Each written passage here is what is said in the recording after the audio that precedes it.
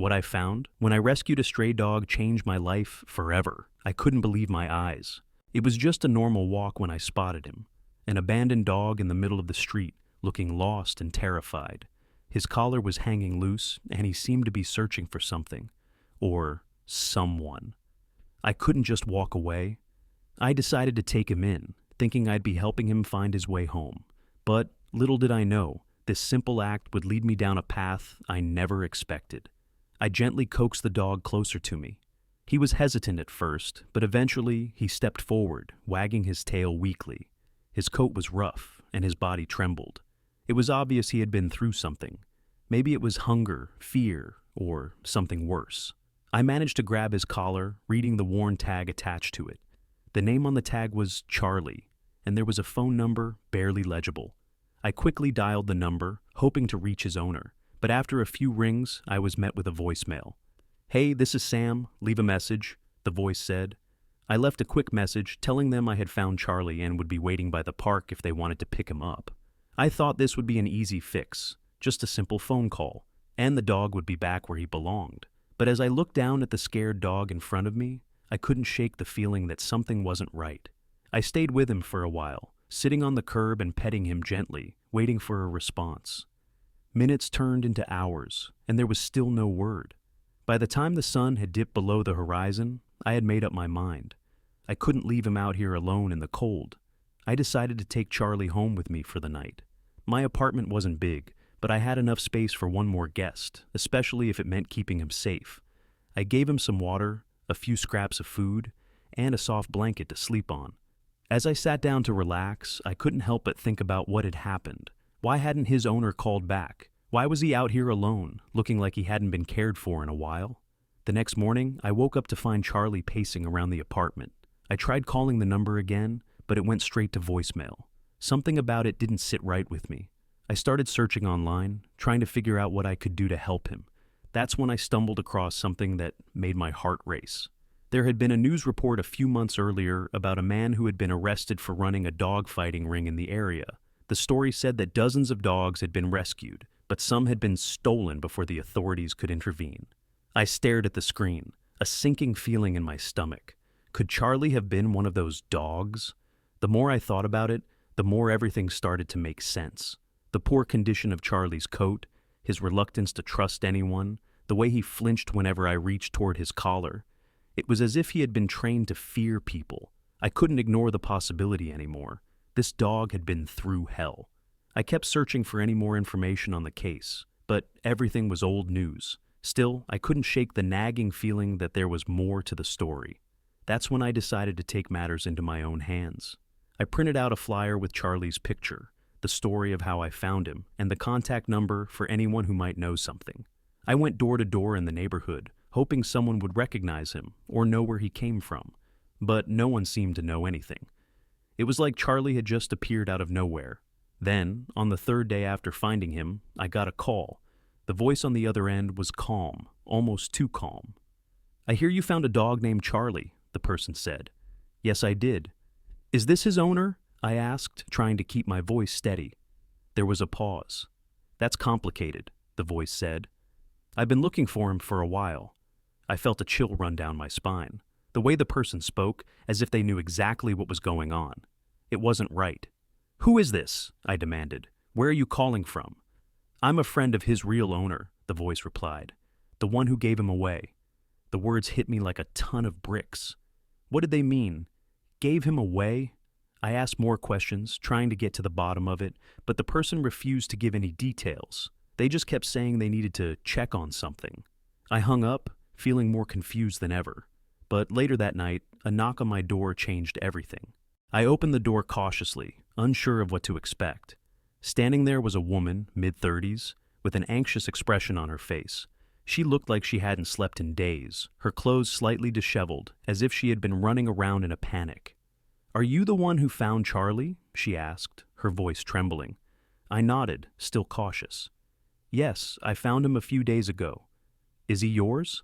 She hesitated before stepping forward, her eyes scanning the room nervously. I'm his original owner. Or I was. I never thought I'd see him again." "Then why didn't you come for him sooner?" I asked, frustration creeping into my voice. "I've been calling and trying to find you, but you never answered. And then I found that news article about the dog fighting ring. What's going on?"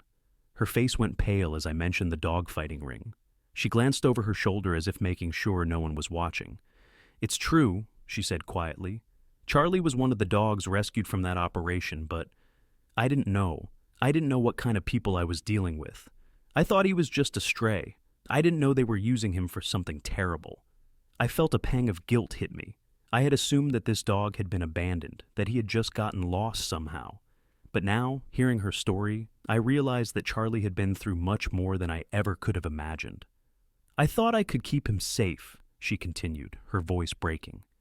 "But when the people I got him from found out I was trying to report them, they threatened to hurt him if I didn't give him back.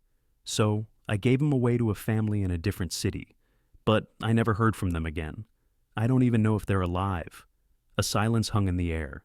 It felt like the world had just shifted, and the pieces of the puzzle were finally falling into place.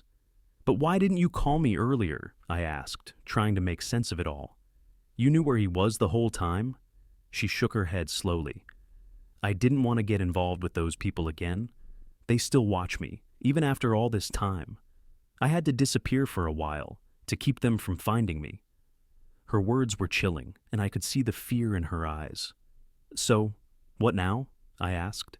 She looked down at Charlie, who had been quietly sitting by my side, watching the exchange. "You've given him the best chance he's had in a long time," she said softly. "You've kept him safe, and I don't want to bring more danger to him. If you can keep him, please do. He deserves a home where he can feel loved." It was a difficult decision. Part of me wanted to keep Charlie, to make sure he never went through anything like that again. But the other part of me knew that this woman, despite her fear, was the one who had been there for him first. She deserved a chance to make things right too. After a long pause, I made my decision. "I'll keep him," I said, my voice firm. "But you need to promise me that you'll stay out of harm's way. If you want to visit him, you can, but I won't let you put him in danger again." She nodded, tears in her eyes. "Thank you. Thank you for saving him."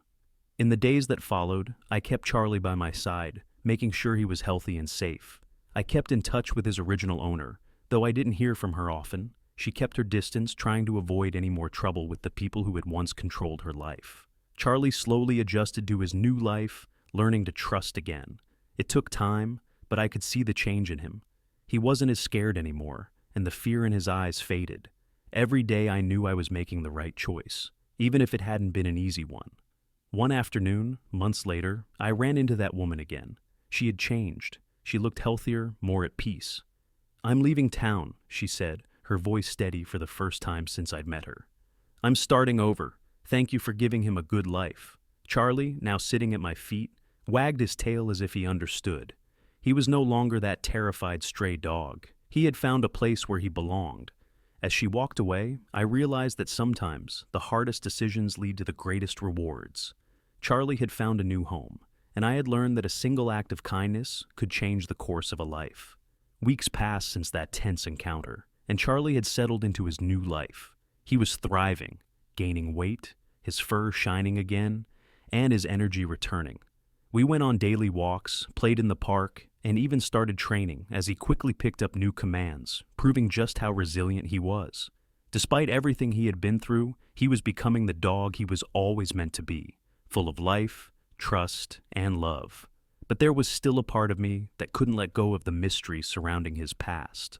The woman had disappeared after our last conversation, not giving me any new information about the people who had been involved in the dogfighting ring. I tried to focus on the present, on giving Charlie the best life I could, but every time I thought about the strange phone call and the warnings about danger, my mind started to race. One evening, as I was getting ready to head to bed, I received an unexpected knock on the door. I opened it to find a man standing there, tall and broad-shouldered, wearing a black hoodie and sunglasses. His face was mostly hidden, but his presence was overwhelming. "I'm looking for Charlie," he said, his voice low and cold. I froze. This was the last thing I had expected. My heart pounded in my chest. The man stepped forward, his eyes scanning the room, clearly looking for something, or someone. I took a step back, blocking the doorway. "Who are you?" I asked, trying to keep my voice steady. "I'm a friend of his, former owner," he said, his tone barely hiding the tension. "I know you've got him." I didn't want to panic, but everything about this situation screamed danger. "What do you want with him?" I asked, trying to remain calm. "I just want to make sure he's all right," the man replied. "He was part of something bigger than you can imagine. He needs to come back." I shook my head. "Charlie's not going anywhere. He's safe here." The man's expression hardened. "You don't understand. There are people who will stop at nothing to get him back. You need to let him go." I slammed the door shut, my heart racing. The words "stop at nothing" echoed in my mind as I turned to Charlie, who was sitting by my feet, unaware of the danger that was closing in. The next few days were filled with unease. I didn't know who this man was or how he had found me, but I could feel that I was no longer just dealing with a stray dog and a past life. There was something much darker at play. I contacted the police, hoping they could help me, but they seemed just as baffled as I was. They couldn't do much without concrete evidence, and I didn't know where to turn next. The only thing I knew was that Charlie was in danger. I took extra precautions. I locked all the doors and windows at night, kept the blinds drawn, and avoided going out at night. I also started keeping a close eye on the street, watching for any signs of the mysterious man. Charlie's behavior began to change too. He became more alert, more anxious. It was as if he could sense that something was off, and I couldn't help but wonder if his past was finally catching up to him. One evening, after taking Charlie for a walk, I saw a familiar face. It was the woman, the one who had originally owned Charlie. She was standing across the street, looking at me with a mix of fear and determination. I rushed over to her, feeling a surge of hope. Maybe she knew more about what was going on. "Where have you been?" I asked. "What's happening?" She pulled me aside, her voice trembling. "They know where he is," she whispered. "The people I was running from. They've found him. They're coming for him." My blood ran cold. "What do you mean, coming for him?" "They're part of a much bigger operation," she continued. "Charlie wasn't just a victim of dogfighting. He was used for something much worse. And now they want him back." I felt like the ground had been ripped from beneath me. It wasn't just the threat of danger that had made Charlie's life miserable. It was something much darker, something I couldn't even begin to understand. But I knew one thing for sure. I had to protect him, no matter the cost. The next few days were a blur of fear and tension. I didn't know who I could trust anymore. The woman had given me all she could, but I needed more answers, more understanding. The threat of these shadowy figures grew stronger, and I could feel the pressure mounting. I started looking into the history of the people who might be involved, ruthless individuals with connections to illegal gambling, animal exploitation, and other shady operations. It became clear that Charlie had been a small part of something much bigger. But why had they targeted him? What was so special about him? Then one night, I received another call. The voice on the other end was unfamiliar, but I recognized the cold tone instantly. "Listen closely," the voice said. "We know you're still holding on to the dog. We're not going to warn you again. Bring him to the designated spot, or else." Before I could respond, the line went dead. I sat there for a long time, staring at the phone. This was it. The moment I had been dreading. They weren't going to back down. But I wasn't going to let them win. I wasn't going to let Charlie be taken away again, not after everything we had been through together. The sun was setting, casting long shadows across the street as Charlie and I made our way toward the park. I had kept him on a tight leash, my hand gripping the handle with a firm determination. The air was thick with tension, and I couldn't shake the feeling that this might be the last time we walked freely through the neighborhood. I had planned this carefully. I wasn't going to let these people, whoever they were, take Charlie without a fight. I had learned enough about them from the woman and the little I could dig up online. They weren't just a group of criminals. They were organized, dangerous, and they had connections that stretched far beyond what I could handle alone. But they underestimated one thing. They underestimated the bond between a person and the creature they loved. As we approached the designated spot, a small, secluded area behind the park's playground, my heart began to race. The shadows I had seen earlier were now growing more defined, and I could hear the distant sound of footsteps. I looked around, trying to spot anyone who might be lurking in the background, but the area was eerily quiet. "Stay close, Charlie," I whispered, my voice low and steady. Charlie, sensing the tension in my tone, stuck close to my side, his ears perked up and his eyes scanning the surroundings. For a moment, we stood there, waiting in the silence. Then, I heard the sound of approaching footsteps, slow, deliberate, and heavy. Two men emerged from the shadows. They were wearing dark jackets, their faces obscured by sunglasses even though the sun had already set. One of them carried a large bag, and the other held what looked like a small device in his hand. I couldn't tell what it was, but it didn't look friendly. "You've got him," one of the men said, his voice low and gruff. "We didn't think you'd actually show up." "I'm not handing him over," I replied, my voice steady despite the fear gnawing at my insides. "You're not taking him." The man with the bag stepped forward, a smirk spreading across his face. "You don't have a choice. You think you're the hero in this story, but you're just a pawn. Hand him over." Charlie growled softly, as if he sensed the danger. I kept my hand on his collar, my body positioned between him and the two men. My heart was pounding, but I knew this was my only chance. I needed to make them believe I was willing to fight. "I'm not scared of you," I said, my voice trembling only slightly. "You're not taking him?" The man with the bag stepped closer, his eyes narrowing. He was intimidating, but I refused to back down. "You're not in control here," he said, his voice dropping to a dangerous whisper. "We can make things go very badly for you, and for him."